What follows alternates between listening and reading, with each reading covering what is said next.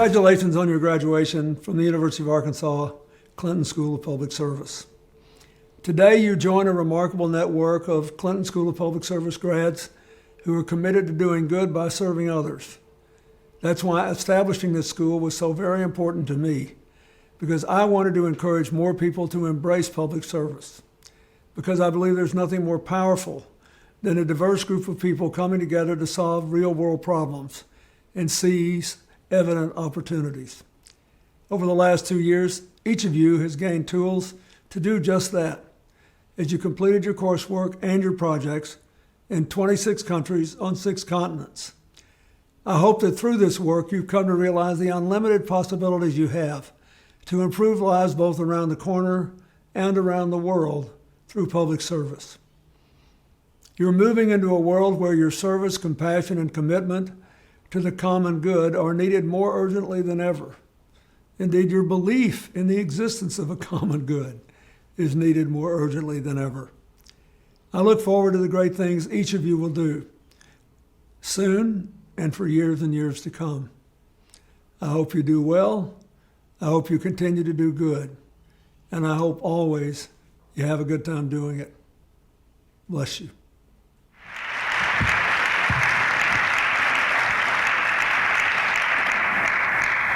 On behalf of our students, faculty, staff, alumni, and volunteers, welcome to the Clinton School graduation.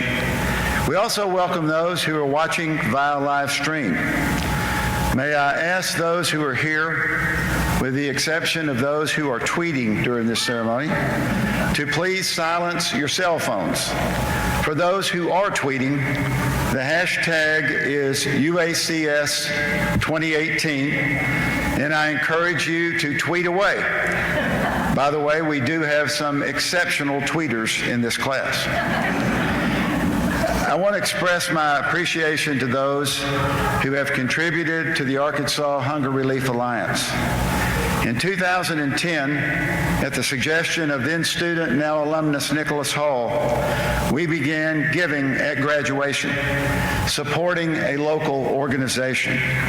The Arkansas Hunger Relief Alliance has been a longtime partner of the Clinton School, and we thank you for helping them today. In 1957, 9 brave African-American high school students who were supported by courageous families gave the world a civics lesson on how to form a more perfect union. Elizabeth Eckford's photograph in the midst of a screaming mob is displayed on the insert in your program. Elizabeth and I developed a friendship in 1997 during the 40th anniversary. Recently, she shared her story, the worst first day, bullied while desegregating Central High. And last night, our graduates received a signed copy of her book. Today, I am honored to participate in our first ever Commencement Conversation alongside one of my sheroes and one of the icons of America's civil rights movement. Ladies and gentlemen, in class of 2008, please welcome the recipient of the Congressional Medal of Honor, the nation's highest civilian award, Elizabeth Eckford.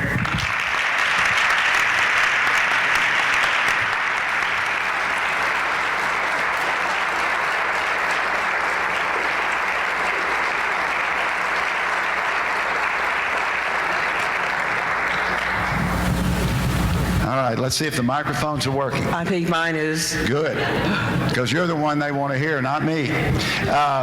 First of all, Elizabeth, thank you so much for being a part of this. This is a great deal for these students. And many of them, of course, have been to Central High and have studied and learned about what happened in 1957. So we are most grateful. I would like to start with What was it like as a little girl growing up in Little Rock? Did you experience racial segregation, discrimination? You're known by when you entered Central High, but tell us about the Elizabeth pre-Central High. Well, first I've got to say thank you. I met many of the graduates, and I understand, after meeting many of the faculty, that you are representative of the world, not just the United States, but representative of the world. I'm so happy to have the privilege of being here. I grew up in a segregated society. I'm 76 years old, so I grew up in the 1940s and 1950s. In the 1950s, there were significant changes wrought in the country. The United States is taking some time to reach its ideals. When the founders talked about inalienable rights, they were talking about white property owners, white male property owners. When slaves were considered 3/5 of a person, it was further indication that recognition of our humanity was lacking. In my understanding, racism boils down to the thinking that some people are more deserving than others. I grew up in a time when the city park had a special day for my people, even though those facilities were supported by taxpayers, including my people. I grew up in a time when we looked to adults for guidance. My parents were very old-fashioned. My sister was always trying to bring them into the 20th century. She was never successful, but she kept trying. If I misbehaved, any adult in my community could correct me, let my people know, and there would be something to look forward to at home. So I grew up in a time when I felt surrounded by people who meant well for me and by siblings. But it also was a time when we were prohibited from many things. But that gradually changed. The civil rights movement is well known, but before that, there had been individual protests of people standing alone who had to suffer the consequences. But it was their sacrifice that helped make change. For example, one of the teachers in Little Rock School District sued the district demanding that Negro teachers and administrators be paid equal to whites.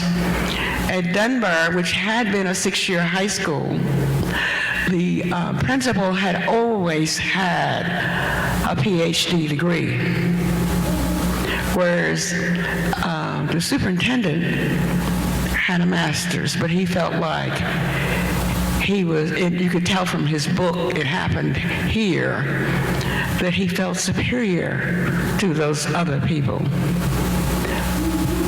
Okay, so at 15 years old, you and others were part of a group to desegregate Central High School based on the promise of Brown v. Board. So how did you get selected? What happened? Tell us about that process. Well, the superintendent announced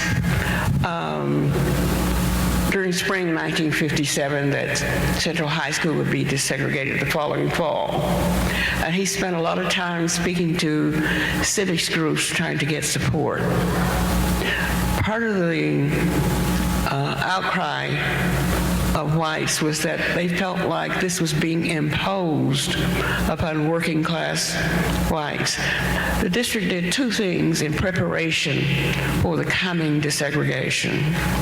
They built two new high schools In the eastern industrial section of Little Rock, they scraped off and dug up a cemetery to build Horace Mann for us.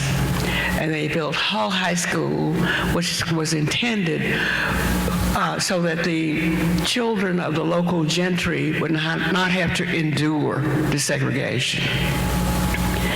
I signed a list, like many students at Horace Mann and now Dunbar Junior High School signed a list. Almost 200 people signed a list saying they wanted to go to Central. But the superintendent said that he would make the final selection. And he only announced 2 criteria: that the students selected had to be good students and they couldn't be troublemakers.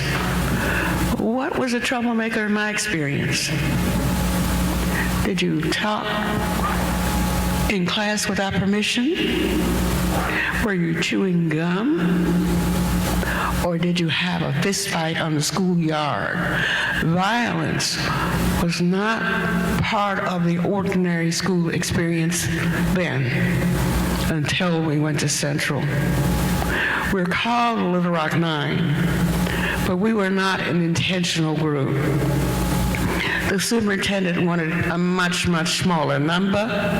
He asked the principal of Dunbar and the principal of Horace Mann to discourage some of the students.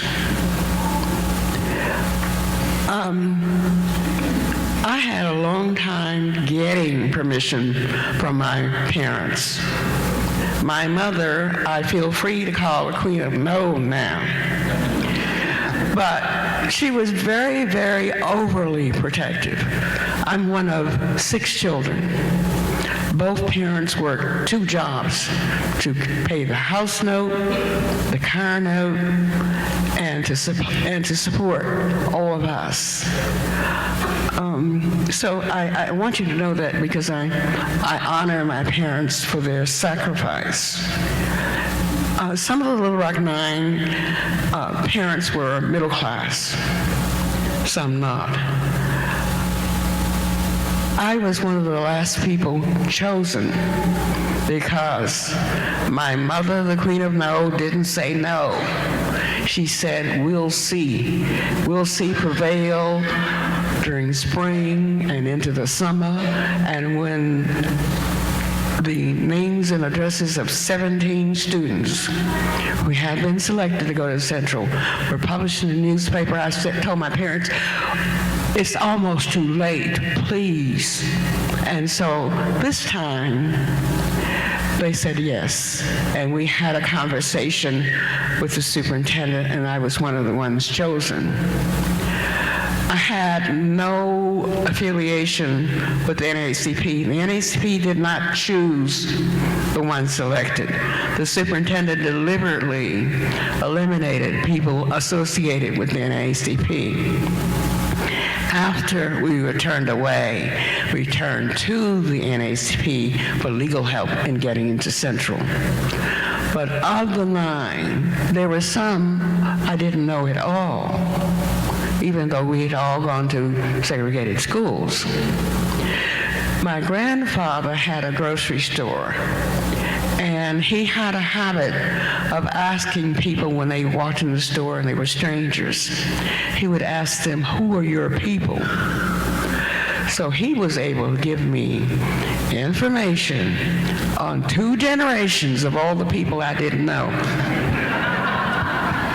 Okay, on September the 4th, 1957, the day of that iconic photograph, you got to school. You were by yourself. The other members of the Little Rock 9 were together, so you were there by yourself, and all of a sudden, you were all alone. I have to correct something. Good. Not everybody had been notified that they were to come as a group accompanied by ministers. Minnie Jean Brown told me that she was walking within a couple blocks of the school, and she encountered these ministers and she joined them. Terrence Roberts walked to the school because he lived within a few blocks of the school. He walked to the school alone. I rode the bus to within 2 blocks of the school. I knew that the National Guard was surrounding the school, but the governor had said he'd called them out to preserve peace and good order. I saw more cars along the street than usual. I could hear the murmur of a crowd, but I wasn't afraid because I thought that the National Guard would protect all students. As I approached them, I saw them break ranks to admit white students to the school grounds. When I got to them, they closed ranks to bar me. Central High is 2 blocks wide. In total, it has 26 entrances. I didn't know that at the time, but I knew it had several front entrances. So I walked down a little further where I saw a sidewalk leading to the school, and I thought, well, maybe this is where it's supposed to go. And this time, the soldiers crossed rifles to bar me. And then I said to myself, well, I'm probably supposed to go to the main entrance. So I walked down to the center. And this time, the soldier directed me across the street where those angry demonstrators were. And this is when I finally realized that they were not there to protect me. I stepped out into the street. I couldn't go back in the direction I had come, but that area was very familiar to me. So I headed for the next bus stop, which was at 16th and Park. And there was a pack of photographers, cameramen, and reporters in front of me walking backwards.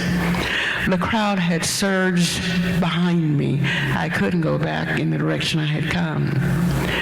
I looked to get to the next bus stop as safety, getting on that bus. Now, my sister and I had walked a greater distance from Dunbar home. I knew how to get home by walking because we had used our bus fare sometimes in the past to buy donuts and walked home. So it wasn't the distance. It was the fear of being out there by myself with fewer witnesses as to what might happen to me that propelled me to keep walking toward that bus stop. Meanwhile, the crowd was shouting epithets at me, threatening me. And I had been brought up to look to adults for direction. So I looked at a woman who looked like a kindly grandmother, but she spat in my face. And so I had to keep walking. There was no help. I finally got to the bus stop. There were 2 middle-aged white men there. I learned that they were education writers from New York Times and Washington Post. They tried to comfort me. I remember one said, "Don't let them see you cry." I was wearing dark glasses because I have a sensitivity to bright lights. Without sunglasses, if I were walking, I would have to look down because the sun would blind me. So when the reporter put his arm across my shoulder, trying to comfort me, it increased the anger of the demonstrators. Later, press reports said that there were about 250 angry people there. They were threatening me. Somebody said, "Get a rope. Just hang her from a tree." It was terrifying, really, really terrifying. And I had a long wait for that bus. And finally, a woman confronted the crowd, a white woman. She told them that they should be ashamed of what they were doing, that she wanted her little girl to go to school with Negro boys and girls. This increased the anger more and more. She came over to where I was, and I left the bus bench, and there was a drugstore across the street. I intended to call a cab because I felt like I couldn't wait any longer and had no idea how much longer I would have to wait. Before we could get to the door, they locked the door. And so I had to go back and wait longer. Through all that tumult, I kept waiting for the bus. Of course, I was terrified. But the bus finally came. I got on, and that woman, Mrs. Lorch, got on. And 2 teenage boys tried to get on, and she kicked them away. The bus driver locked the door immediately and turned away. And I was on my way to my mother. And I tell you that there may come a time in your life when you need your mother. That's what I intended to do. My mother worked at the Negro School for the Arkansas Deaf and Blind, where my brother also went to school. Now remember, my mother was hypervigilant. I'm going to pause and see if you have a question. The experience there, and thank you for describing that. One of the things that I think is that we follow through, and we could talk a lot more about that, but a lot of people thought this story ended when the 9 entered Central High School on September 25th, and okay, things are great, they're in school, everything's fine, the federal government works, the greatest constitutional crisis since the Civil War is now over because 9 African Americans are in school. What was it like in the school? There were 2.5 weeks of uncertainty as to where we would go to school and when we would go to school. That was resolved by a federal court order where the governor was enjoined. He could not continue to bar us from school, use the National Guard to bar us from school. It was that and President Eisenhower sending federal troops to Little Rock. He was prompted to do that because we had gotten into school secretly on September 23rd. It took about an hour and a half for students in the school and the crowd outside, which was now 1,000 people, to realize we were there. A couple of students were so upset they jumped from second-floor windows. They survived. But when the crowd learned we were in their school, there were now police barricades because the governor had removed the National Guard. He could have kept them there to preserve peace and good order, but he withdrew them. And the local police set up barricades, trying to control the crowd. They went berserk when they learned we were in school and started beating reporters and photographers from elsewhere. They could tell that they were outsiders because they dressed differently from local people. Of all the photographers there, the one who got the most important picture, one was a stringer from United Press International, and the other was a local photographer new to the Democrat who dressed like local people, a plaid shirt, cotton pants. The difference was that they were using 35mm cameras, and the big boys from Look Life and the big newspapers were using those big old clunky speed graphic cameras, which made good negatives, but they were slow film. when the crowd became outraged, they started beating the photographers and reporters from elsewhere. They attacked 3 Negro reporters because they felt like they had been decoys. So there's a series of pictures. 2 ran, 1 refused to run. Alec Wilson said he was a Marine. He had fought for this country. He was not going to run this time. So there's a series of pictures that were shown around the world of an ugly reality of the United States, of him being choked, knocked down, kicked, a one-armed man beating him with a brick. It was these images during the Cold War that prompted President Eisenhower to send 1,000 paratroopers to Little Rock from Fort Campbell, Kentucky.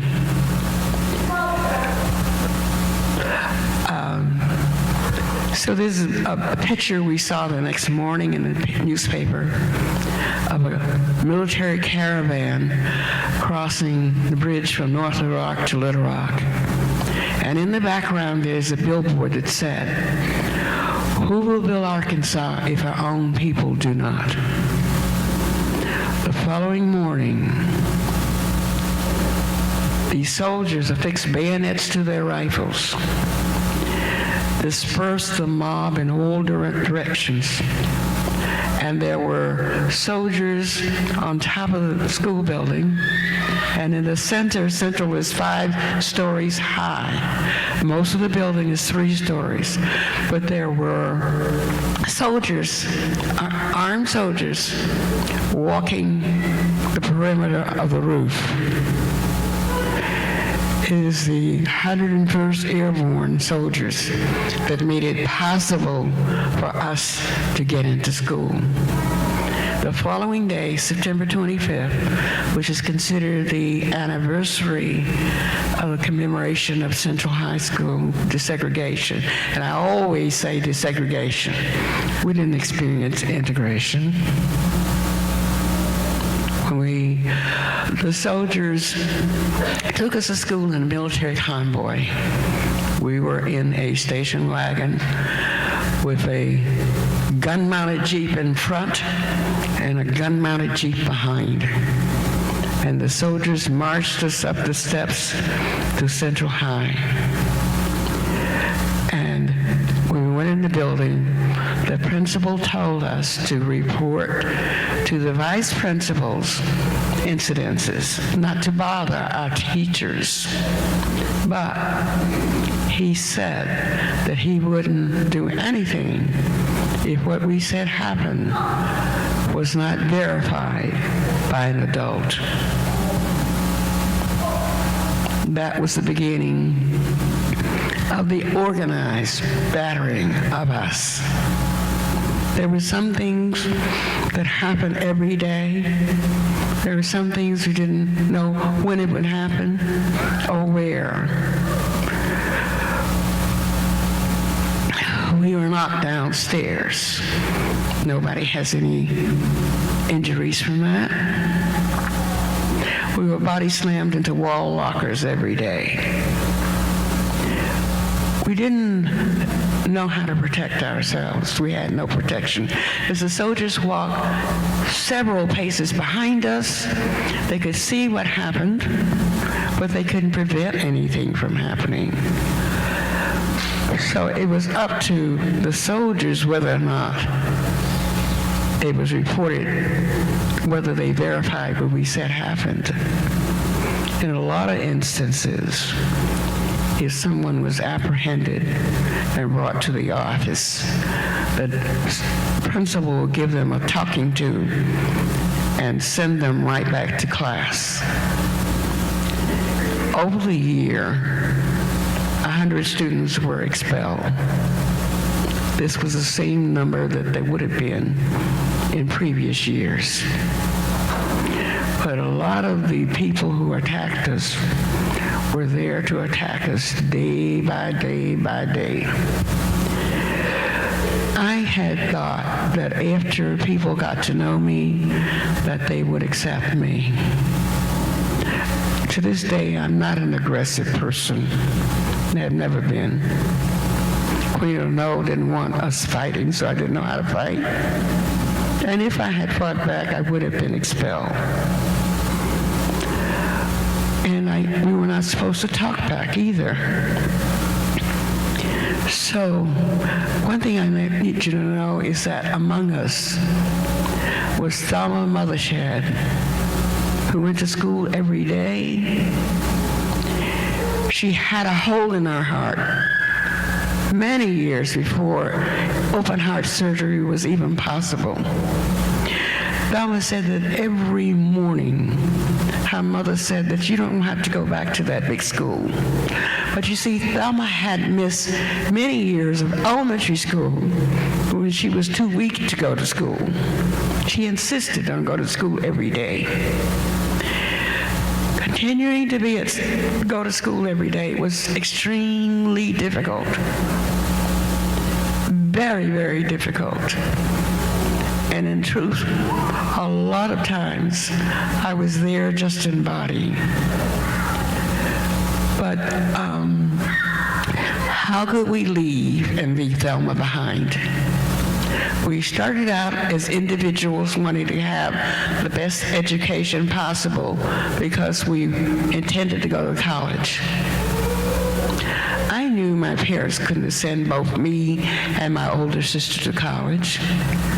My grandfather had always said, Elizabeth, when you go to college. So I'd grown up with the understanding that I would go to college, but I knew I had to have scholarships. So I needed to be very well prepared to be eligible for scholarships. So this was extremely important to me. I'm sorry, I have a short-term memory problem, so I forgot. Now, listen, you have the audience spellbound, including me. I want to, because we could go on forever, and the students kind of want to get their diploma at some point. Particularly their parents want them to have the diploma. But I do want to conclude with a question of, we've gone now over 60 years since you all walked up those steps. You've experienced the 40th anniversary, the 50th anniversary, 60th anniversary. As you were making that walk with the mob screaming at you, you have written that you were thinking about Emmett Till, who had died in 1955. We have, in this day and time, among others, Trayvon Martin. We have Charlottesville. In your opinion, are we better off today, 60 years later? Have we made progress? And in saying that, do you have any words of wisdom for really bright young students? The more things change, the more they remain the same. We don't have slavery, but we have a system of from school to prison for too many people. And part of it is because of the inequality of punishment under the law between what happens to people with crack cocaine and powder cocaine. That has been resolved now. There are going to be challenges in the future, but there have been many changes and many opportunities. When I was growing up, we couldn't even be store clerks or secretaries. And now there are executives in corporations of people of color. But racism persists because it's taught in the home. One thing, I'm very impressed by the graduates, their accomplishments. But I ask that you tell younger people about your journey, because it's difficult for young people to understand that where they are now is not necessarily where they will be in the future. So you need to show them that this has been a journey, not an automatic trek for you. If you could do that, you would open up possibilities in young people's eyes. That's extremely important, that people believe that they can have a different future. I would appreciate that. Ladies and gentlemen, Elizabeth Eckford.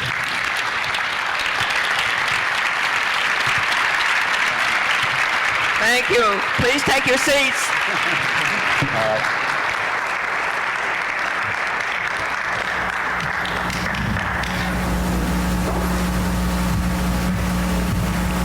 Got it. Dean Rutherford, on behalf of the faculty, it is my honor to certify the candidates for the Master of Public Service degree. Will all candidates who are to receive the Master of Public Service degree please rise and remain standing?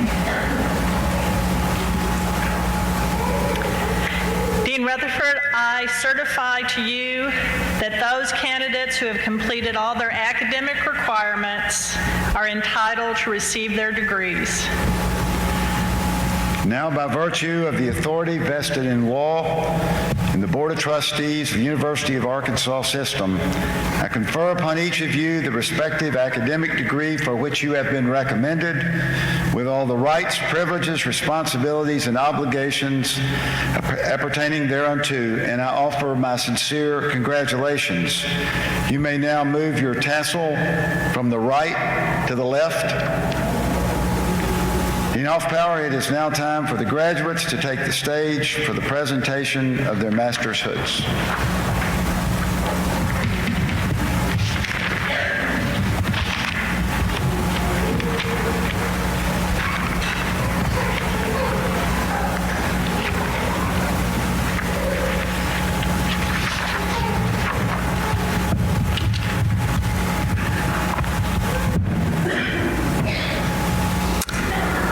Akpo Mudiare Darlington Adagor.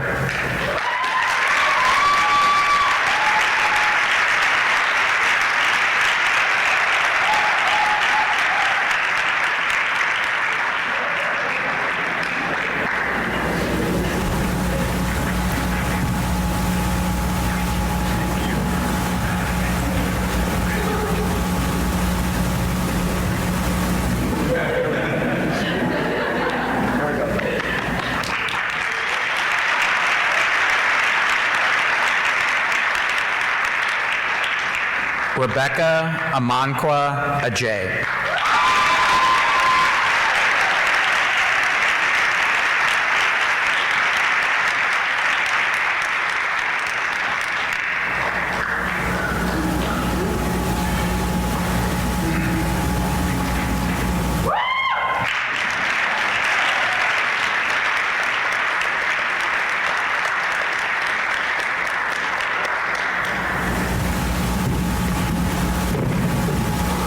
Amy Wilcox Alexander.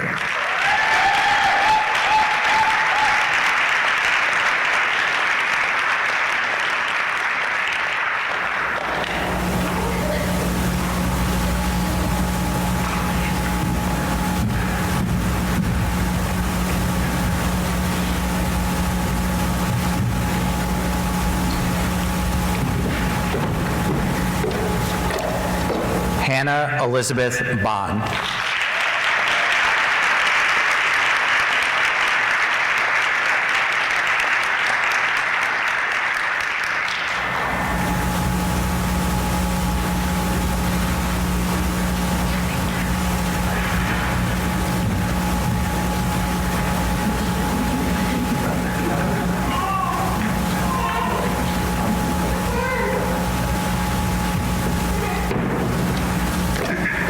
Reginald Ladarian Augustus Ballard.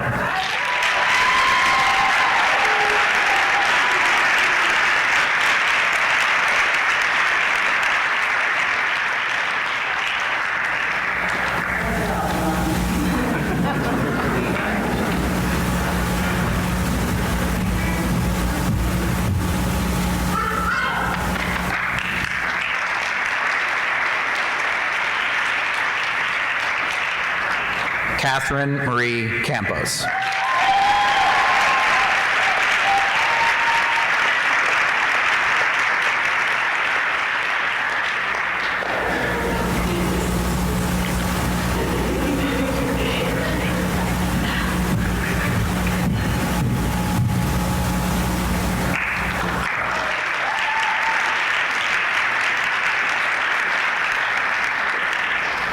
Madeline Ann Chassan.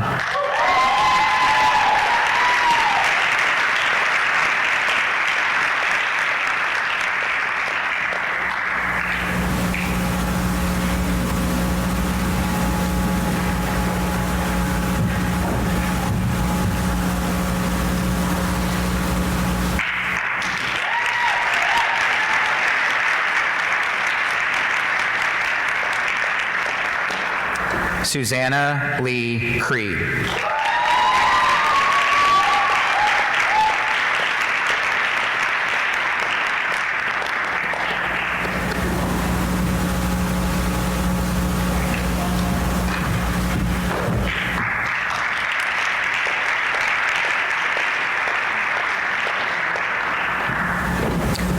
Brittany Nicole Dennis.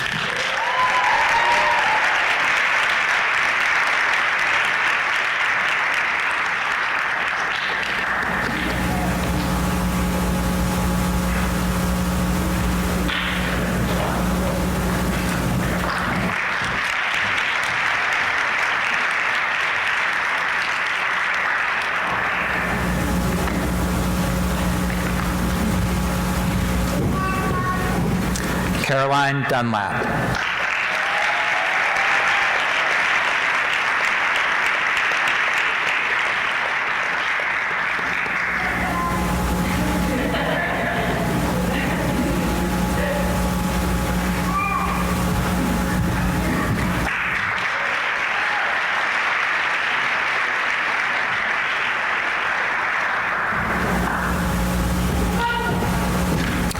Zachary A. Hale.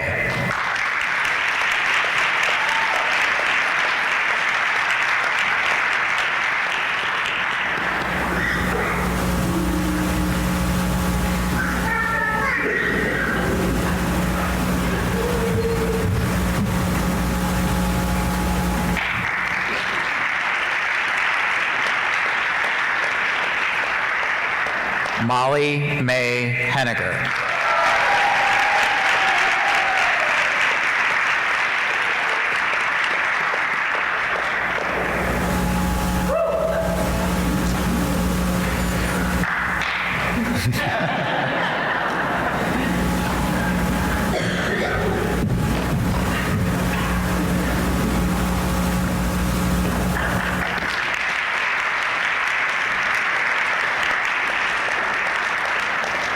Zachary Blake Huffman.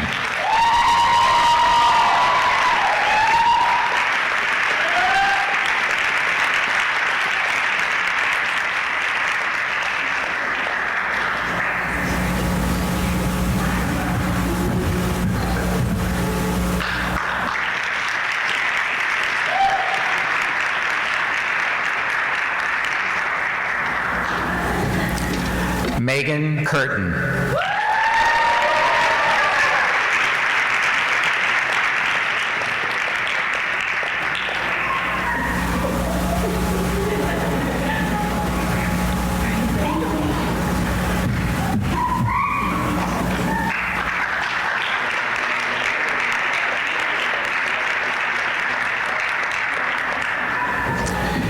In absentia, Stephen Quizera.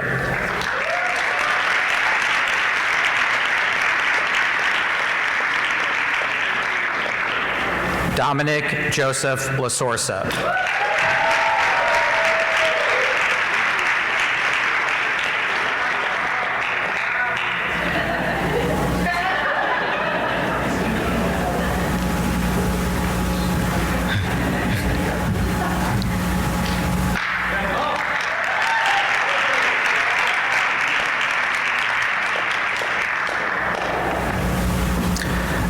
Emily Therese Loker.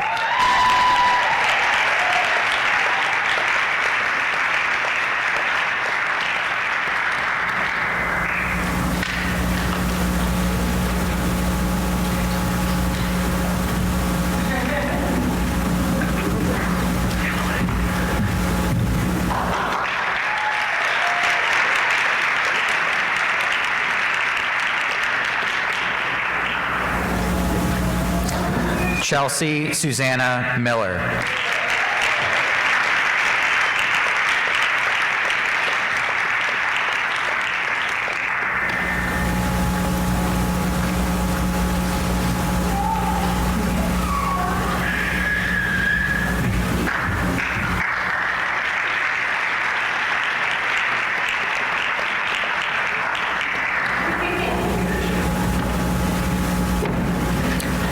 Anthony Joseph Nickerson.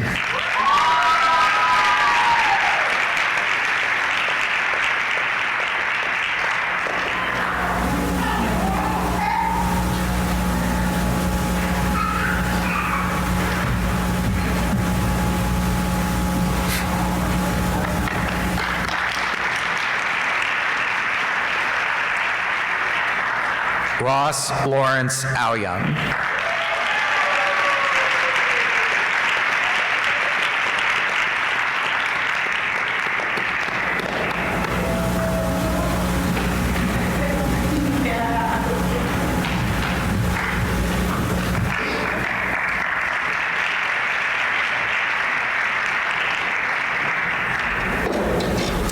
Elena Aurelia Perry.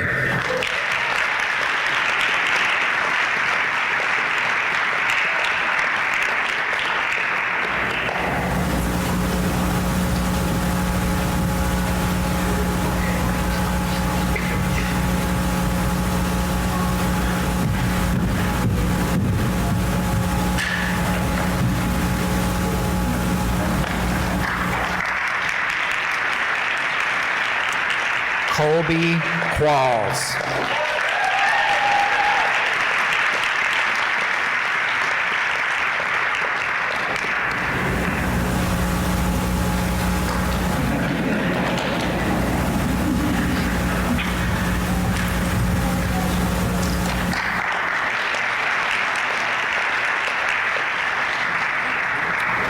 Natalie E. Ram.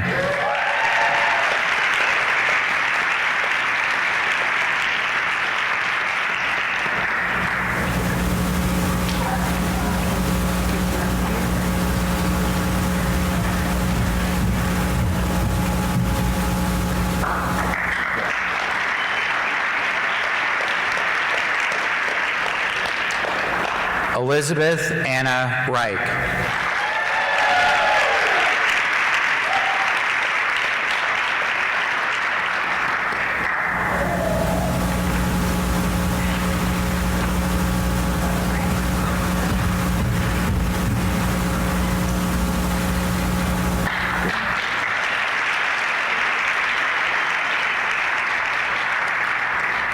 Paxton Ann Richardson.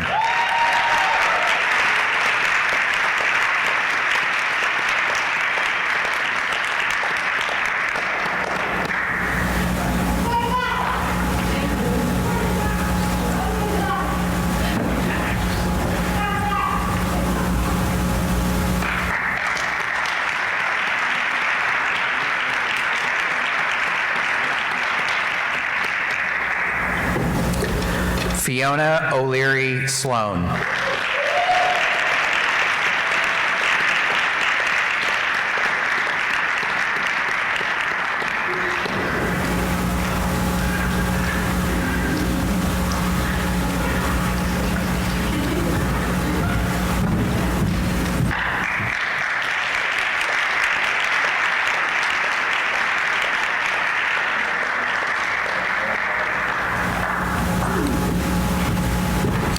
Emily Lane Smith.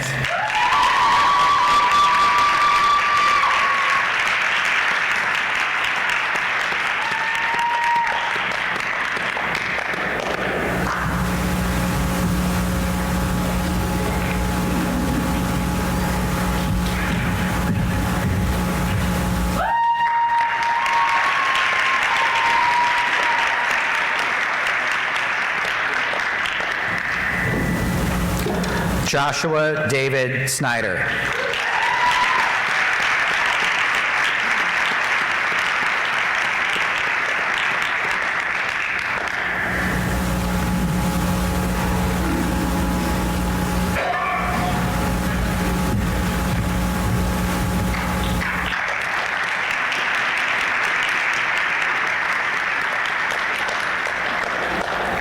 Nicholas James Stevens.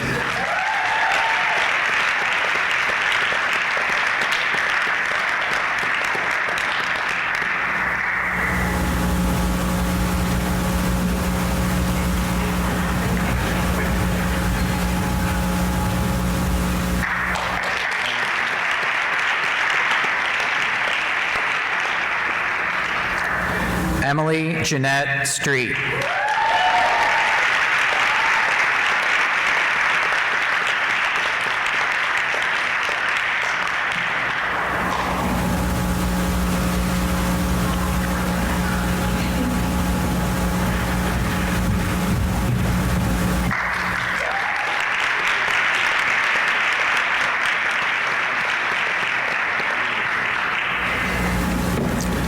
Andrew Stephen Trevino.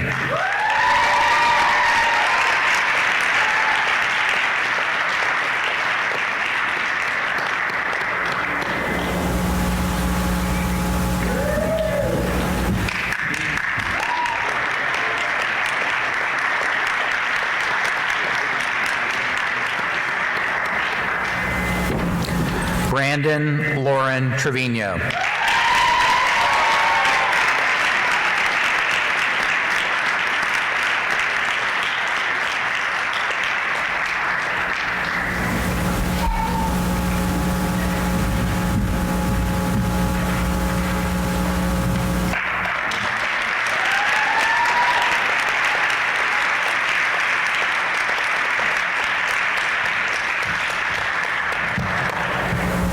Give Mr. Trevino a chance to get back to his seat here.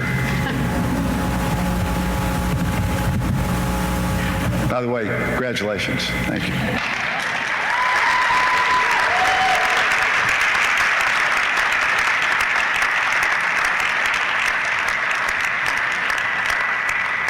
The class of 2018 has distinguished itself with the guidance of a talented faculty, a dedicated staff, and generous volunteers.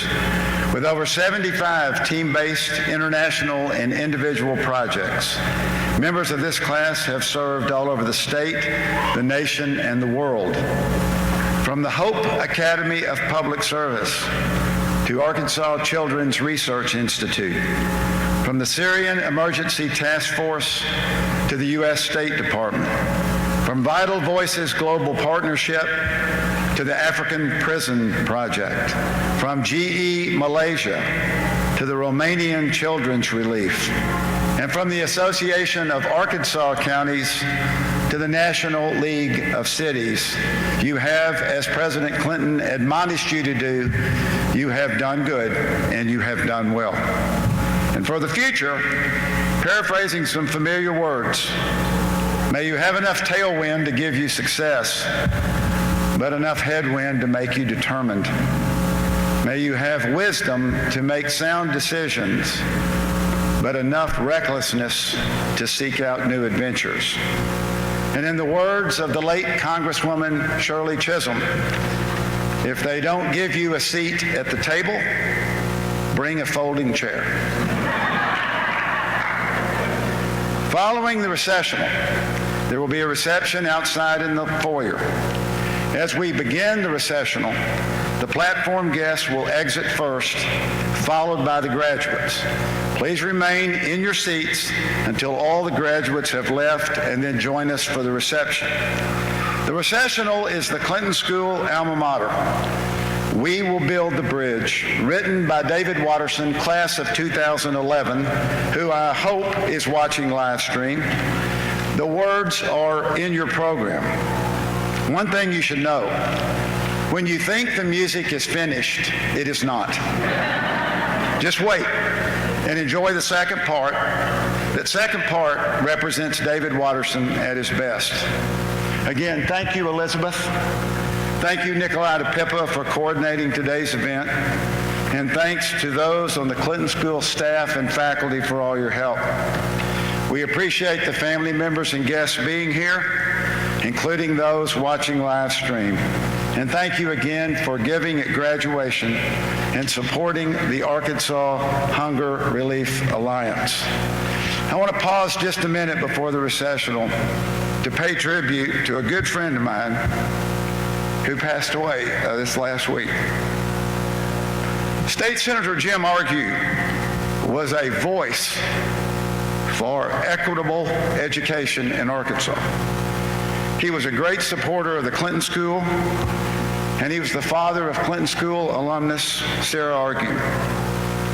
If Arkansas could turn out public servants like Jim Argue over and over again, our state and our world would be a better place. We lost a good one. Billy and I lost a good friend, and we honor his memory at our graduation. Please stand for the recessional and the final salute to the 2018 Clinton School class.